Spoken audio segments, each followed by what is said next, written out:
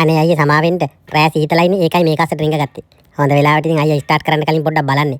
නැත්තම් ඉතින් මං ඉවරයි. දැක්කනේ මෙයා හොඳටම බය වෙලා ඉන්නේ. හොඳ වෙලාවට මං හැමදාම වාහනේ වතුරයි ඔයිලුයි බලන්නේ. ඒ හින්දා තමයි අහුනේ. මෙයා මේකෙන් බහින පාටක් නෑ. එයාට මාළු දුන්නා, කිරි දුන්නා, සෑහෙන જાති දුන්නා තාම නම් බහින්නේ නැහැ. පූසෝ බෑපන් මට වැඩට යන්න පරක් වෙනවා. ඔන්න ඉතින් පෙරේද මේ අතරමං වෙච්ච ලස්සන සුදු පාට පූස් පෙට්ටිය අපේ ගෙදරට අවිල්ලා හිටියා. එයා වාහනේ අස්සටම රින්ගලනේ යන්න තරම් නැතුවද මන් දන්නේ. මේ කිරි ටික බොන්ට එන්න. පොරට මාළු දුන්නා, කිරි දුන්නා. ඒ වුණාට ඒව කන්න බොන්න කිසිම ඌමනාවක් නැහැ. දැන් ඔය බය වෙලා ඉන්නේ. පේනවනේ හොඳටම වෙවුලනවා. පව්වනේ. පාර වැරදිලා ඇවිල්ලා තියෙන්නේ.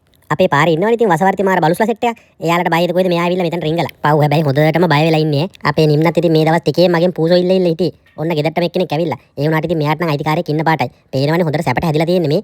පුළුම් බෝලයක් වගේ. අපි ඉතින් අස්සට රින්ගලත් මෙයාව ගන්ට හැදුවා. මෙයා ඉන්නේ නැහැ ළඟට. මොකද මෙයා බය වෙලා ඉන්නේ. හින්දා මෙයා ළඟට එන්නේ. ඊට පස්සේ අපි මෙයාට කිරි එකක් තියලා පොඩ්ඩක් පැත්තකට වෙලා හිටියා. ඊට පස්සේවත් එළියට එයිද කියලා බලන්න. එතකොට ෂේප් එකේ පොර එළියට රින්ගුවා.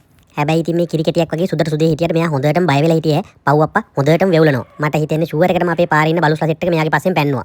එන්නකො අපි පොඩ්ඩක් ඈතට වෙලා ඉමු. එතකොට මෙයා ෂුවර් එකට එළියට එනවා. මං කිව්වේ දැන් එළියට ඇවිල්ලා මේ පැලේ ගාව හැංගිලා ඉන්නවා. එන්න පුතේ එන්න. මං හිතන්නේ එයාට තාප්පෙන් ආපහු පැන ගන්න බැරුව ඉන්නේ. මං ඉතින් try කළා මෙයාව උස්සලා අරගෙන තාප්පෙ උඩින් තියන්න. කොහෙද චුට්ට වෙලාවයි අතේ හිටියේ ඩොග් ගාලා මගේ අතත් හොරලා පැන්නනේ. හැබැයි ඉතින් මේ පාර නම් දුවලා ගිහලා තාප්පෙ උඩ නැගගත්තා. ජයග්‍රහණය කරා නේ කොහොම හරි. ඔන්න ගියා. ඔයාලත් වාහනේ ස්ටාර්ට් කරන්න කලින් චුට්ටක් බලන්න හොඳේ.